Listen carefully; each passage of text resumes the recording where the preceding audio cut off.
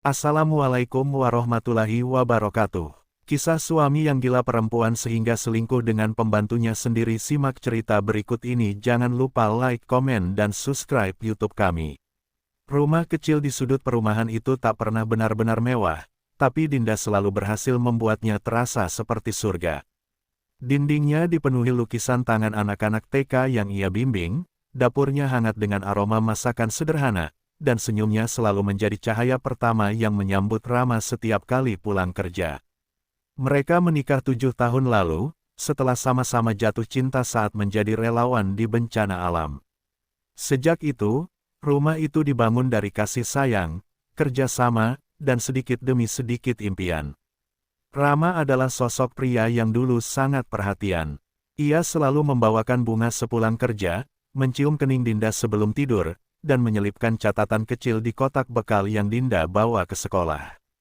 Tapi pekerjaan di perusahaan logistik tempatnya bekerja mulai menyita lebih banyak waktu. Ia sering pulang larut, membawa sisa letih dan diam. Dinda mengerti. Ia percaya, cinta tidak selalu harus dilambangkan dengan kata-kata manis, kadang cukup dengan kehadiran. Ketika Sari datang untuk membantu di rumah, Dinda merasa seperti mendapatkan adik perempuan yang tak pernah ia punya. Sari, gadis 19 tahun dari desa, tampak polos dan pendiam. Ia bekerja dengan rajin, selalu tersenyum saat disuruh, dan bahkan malu-malu saat diajak makan bersama. Dinda menyayanginya. Ia ajarkan cara memasak dengan bumbu yang pas, membelikan baju baru saat lebaran, dan bahkan membelikan ponsel murah agar Sari bisa menghubungi keluarganya di kampung. Hari-hari mereka berjalan damai. Sari membantu membersihkan rumah, menyiapkan makanan, sementara Dinda dan Rama fokus bekerja. Tapi di balik kehangatan itu, ada hal yang mulai terasa ganjil. Rama yang dulu cerewet tentang rasa makanan, kini memuji sup buatan Sari tanpa sadar. Kadang, ia tertawa lebih lepas saat berbicara dengan Sari dibandingkan dengan Dinda sendiri. Dinda mengabaikannya. Ia percaya itu hanya lelah, hanya perasaannya saja yang terlalu sensitif. Meski begitu, ada malam-malam ketika Dinda duduk sendirian di ruang tengah, menunggu suara mobil Rama yang tak kunjung datang. Ia menatap jam, lalu ponselnya, lalu kembali menatap keluar jendela. Sari sudah tidur di kamarnya.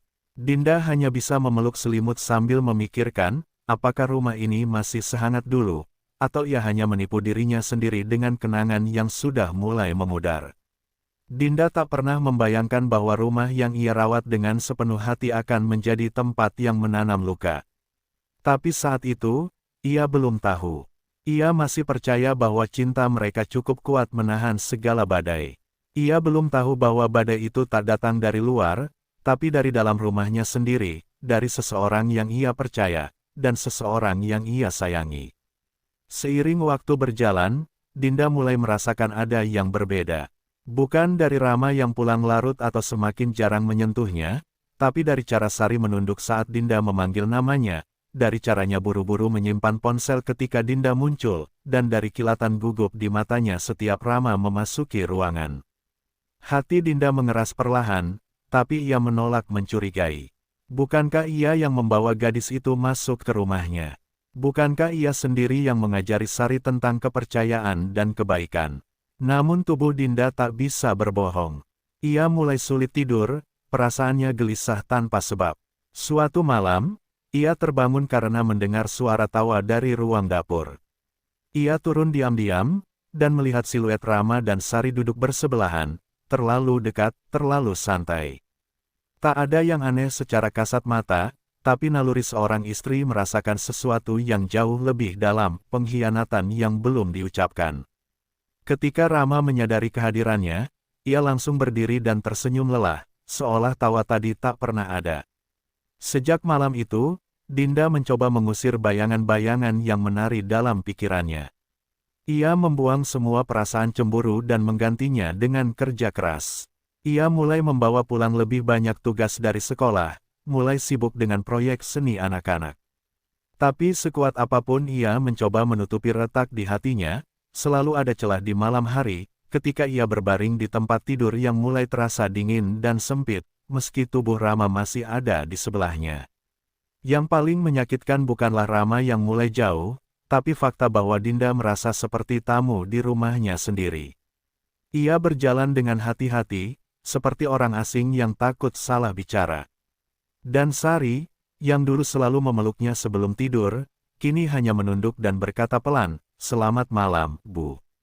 Tak ada lagi kehangatan, hanya ada jarak yang makin membentang, dan Dinda berdiri di tengah-tengahnya, tak tahu harus melangkah kemana. Pada akhirnya, Dinda tahu ia sedang menghadapi sesuatu yang lebih dari sekadar rasa lelah atau perubahan suasana. Ia sedang kehilangan rumahnya, pelan-pelan, tanpa suara. Dan rasa yang paling menghancurkan bukanlah marah, tapi sunyi yang menjalar seperti racun di balik keheningan, menunggu saat yang tepat untuk benar-benar membunuh harapannya. Hari itu, hujan turun sejak pagi. Dinda memutuskan pulang lebih awal karena sekolah diliburkan akibat banjir di beberapa titik kota. Ia membayangkan duduk bersama Rama sambil menyeruput teh hangat, seperti masa-masa awal pernikahan mereka dulu. Tapi begitu membuka pintu rumah, ia disambut keheningan yang aneh. Tak ada suara piring di dapur. Tak ada langkah kaki, hanya suara hujan dan detak jantungnya sendiri.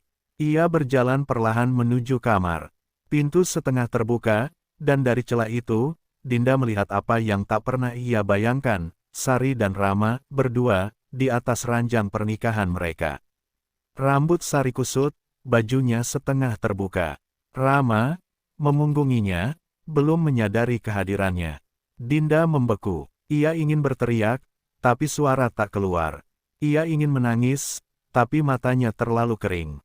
Dunia runtuh dalam sekejap. Sari melihat lebih dulu. Matanya melebar, wajahnya pucat. "Bu, bukan seperti yang ibu pikirkan," suaranya gemetar, hampir tak terdengar. Rama menoleh. Seketika panik merayap di wajahnya, tapi ia tetap tak mengucap satu kata pun.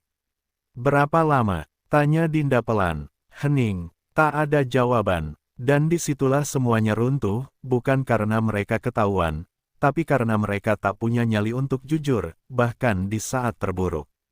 Dinda tak menangis saat keluar dari kamar itu. Ia hanya menarik napas dalam, lalu masuk ke lemari dan mulai mengemas barang. Rumah ini sudah mati baginya. Yang tersisa hanyalah dinding dan kenangan yang hancur tak bisa diperbaiki. Malam itu, tak ada teriakan. Tak ada drama, hanya suara koper diseret pelan dan rintik hujan di luar jendela. Dinda memasukkan baju tanpa banyak berpikir. Setiap benda di kamar itu terasa asing. Gaun yang pernah Rama belikan, bingkai foto pernikahan, bahkan aroma parfum di lemari, semuanya kini menjijikkan baginya. Rama duduk di ujung ranjang, tak berani mendekat. Sari berlutut di lantai, menangis sambil memohon, "Maafkan aku, Bu, aku nggak pernah niat, aku." Tapi Dinda hanya menatapnya, kosong. Ia tak melihat seorang gadis yang menyesal, hanya pengkhianat yang tumbuh di bawah atap yang ia jaga dengan cinta. "Aku nggak marah," ucap Dinda akhirnya. Suaranya datar, tenang, justru itu yang membuat dada Rama terasa sesak. "Aku cuma kecewa, karena ternyata, aku terlalu percaya." Ia melangkah keluar tanpa menoleh. Tidak ada pelukan perpisahan, tidak ada pintu yang dibanting. Dinda pergi dengan sunyi yang jauh lebih menyakitkan dari ribut dan air mata. Dan justru karena itu, kepergiannya membekas di seluruh rumah, membuat setiap sudut terasa hampa. Dan malam itu, rumah yang dulu penuh tawa menjadi tempat paling sunyi yang pernah ada. Bukan karena Dinda pergi membawa kepergian, tapi karena ia pergi membawa seluruh arti dari kata rumah. Rumah itu tak pernah sama sejak Dinda pergi. Dindingnya masih berdiri, furniturnya masih utuh, tapi tak ada lagi kehidupan di dalamnya. Rama bangun setiap pagi dengan ruang makan yang sunyi, tanpa aroma kopi buatan Dinda, tanpa tawa hangat yang dulu selalu mengisi pagi. Sari pergi seminggu setelah itu, diam-diam, tanpa pamit. Ia tak kuat menahan tatapan dingin dan beban bersalah yang terus menempel di setiap sudut rumah. Rama mencoba hidup seperti biasa, tapi segalanya terasa hampa. Makanan yang dulu terasa nikmat kini hambar. Musik yang dulu mereka dengar bersama kini menyakitkan untuk diputar. Ia mencoba menelepon Dinda beberapa kali, tapi hanya disambut suara operator. Ia bahkan sempat berdiri di depan sekolah tempat Dinda mengajar, namun tak sanggup menemuinya. Ia terlalu malu, terlalu hancur. Sementara itu, Dinda membangun ulang hidupnya dengan tenang. Ia menyewa kamar kecil dekat taman kota dan membuka kelas menggambar untuk anak-anak. Senyumnya mulai kembali, perlahan. Tapi setiap kali ia mencium aroma parfum yang mirip milik Rama di jalan, ada sesak kecil yang muncul di dada, luka yang belum sembuh sepenuhnya, hanya diam. Dinda tidak ingin balas dendam. Ia tidak menyesal pergi. Tapi ia tahu, beberapa luka memang tidak perlu ditutup rapat, cukup diterima, cukup dikenang sebagai pelajaran. Ia tak pernah membenci Sari, tapi ia juga tak pernah benar-benar memaafkan. Dan Rama, ia kini hanyalah nama yang tertinggal di masa lalu, bersama rumah yang pernah disebut tempat pulang. Karena pada akhirnya, rumah bukan soal tembok atau ranjang. Rumah adalah tempat di mana hati merasa aman. Dan bagi Dinda, rumah itu sudah runtuh sejak kepercayaan pertama kali dikhianati.